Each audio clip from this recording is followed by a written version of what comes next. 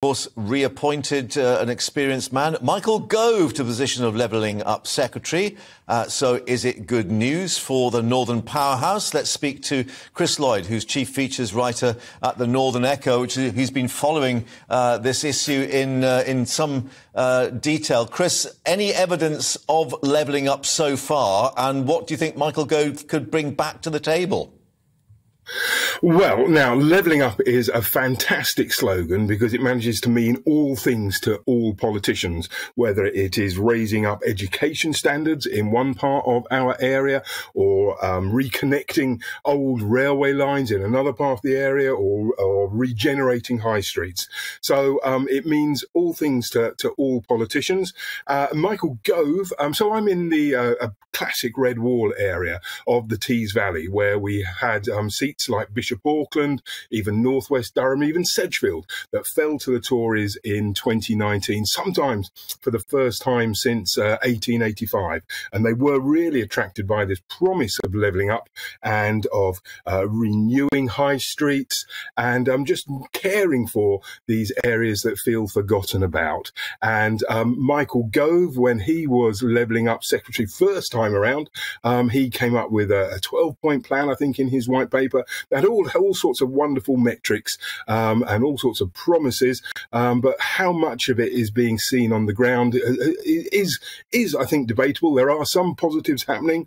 I can talk about free ports, and I can talk about Treasury moving out of London to Darlington, but also child poverty in our area has risen in the last 6 years to 38%. So that's almost 2 in 5 children are being brought up in poverty. And that is the sort of thing that levelling up has to address. And I'm not sure how all this promise of tinkering with a few funds here and a few funds there is actually going to do that. Chris, you mentioned those seats, those constituencies in the area where you have your readers, which fell from Labour to the Tories for the first time. You will have sensed that, because it was a great sense in the run-up to that 2019 election that they were going to go. Yeah. Do you have any sense now about where those voters are? Do you have any sense about how they feel about the new Prime Minister? That is such an interesting question, because when the Conservative Party was led by Liz Truss, it looked completely different, I think, to Red Wall voters than the Conservative Party that was led by Boris Johnson. That was a really different party, and you could feel people were really surprised by this new Liz Truss Prime Minister.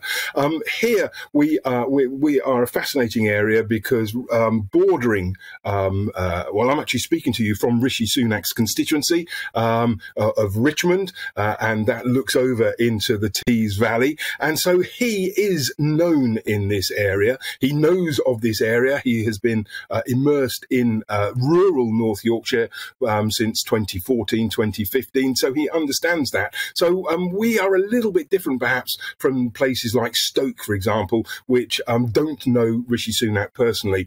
Here he has been trialling his free port policy, which was one of his big ideas when he was just a junior backbencher, really. 2016, he started talking about that, and he's kind of putting that into play on Teesside, and that could possibly be a real regenerator for Teesside, although there are kind of questions about whether it's just going to relocate business there from elsewhere. So people are aware of him here, and so he has a bit of a personal following, I think it's fair to say.